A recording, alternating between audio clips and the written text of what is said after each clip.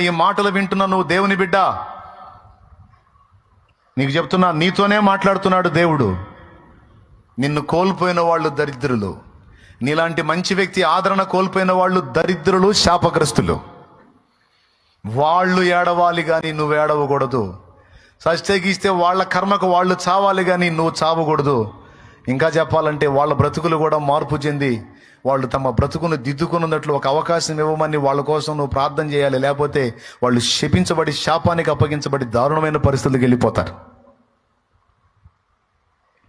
నీ కళ్ళారా నువ్వు చూస్తుండగానే వాళ్ళ బతుకులు చిన్న భిన్నం అవుతాయి.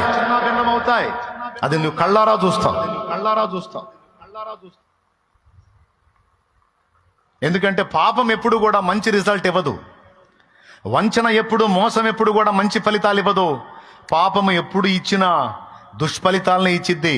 ఏ ఒక్క పాపం కూడా ఒక్క మంచి ఫలితాన్ని ఇచ్చినట్టు చరిత్రలో లేదు, ఉండబోదు.